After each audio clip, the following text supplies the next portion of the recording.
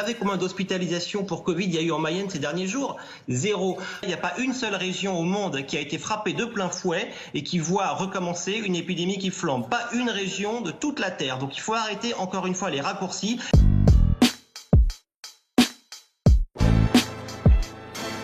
Il y a deux questions. Pourquoi est-ce qu'on le fait maintenant et pas avant?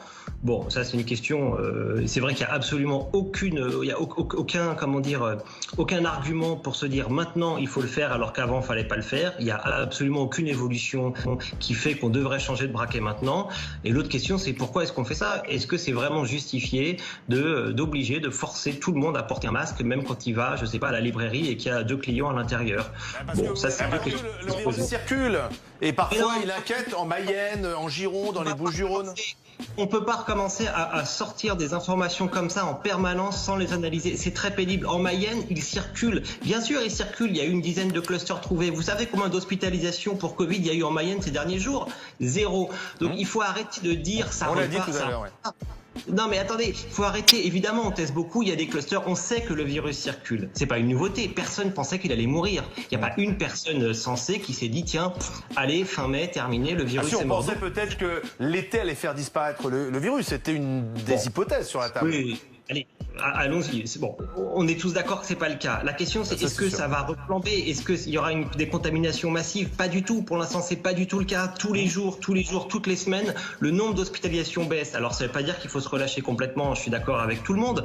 Mais de là à maintenant, si vous voulez augmenter un peu la rigueur et les restrictions, la pression sans aucun argument à part pour dire on est hyper prudent, on a pris toutes les mesures et voilà, ça fait la prophétie autoréalisatrice. Comme ça, si ça repart pas, on dira ouais, c'est parce qu'on a été hyper prudent, et si ça repart, on dira vous voyez, on avait raison d'être prudent. Alors qu'on a plein d'indicateurs et au lieu de les regarder, on décide voilà comme ça parce qu'il y a eu 3 personnes qui ont dit il faut mettre un masque. Alors, je suis pas d'accord.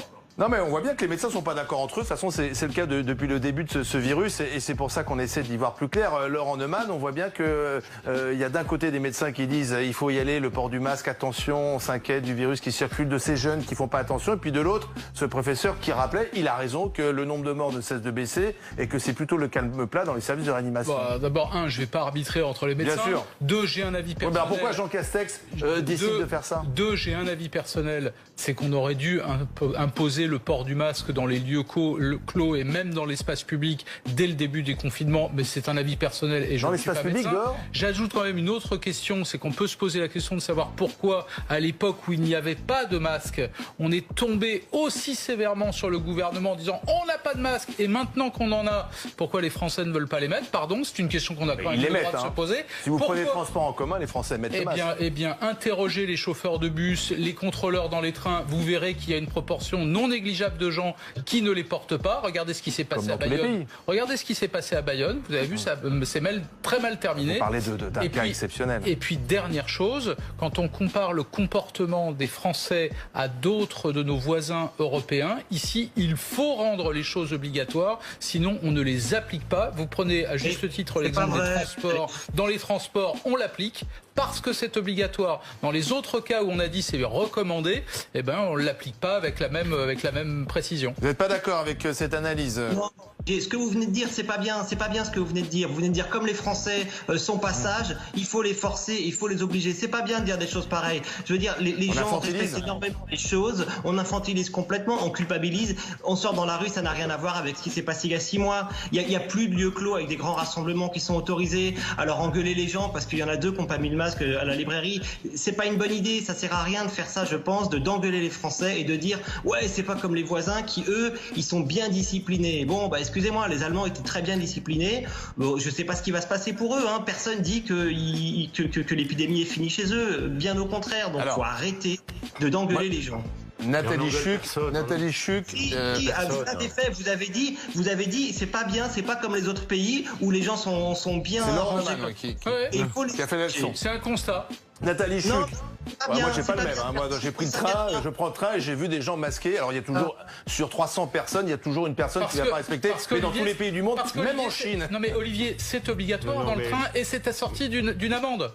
Donc oui, là, c'est respecté. Bon, j'ai pas vu non plus. Mais vous allez faire ça pendant 1 an ou 2 ans. Vous allez demander à tout le monde de mettre un masque pendant 2 ans. Et à quel moment vous allez dire on peut peut-être commencer à relâcher tout doucement? C'est exactement ce qui se passe en Asie, je vous signale.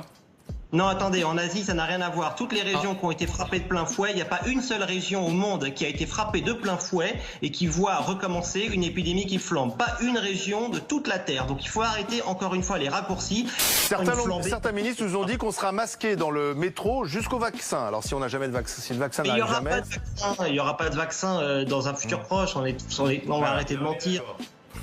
Bah oui, mais c'est ce qu'avait dit Madame Borne, disait transport. Peut-être que la distanciation sociale, le port du masque, l'utilisation du gel hydroalcoolique et le lavage des mains, c'est quand même plus facile qu'un reconfinement, même partiel. Mais il n'y aura pas de reconfinement. Il n'y aura pas de reconfinement. Je veux dire, on peut suivre l'évolution de l'épidémie, on peut suivre une reprise, une flambée de l'épidémie. Celle qu'on a eue en mars, on ne peut pas la voir. On la revivra pas, celle-là. Non.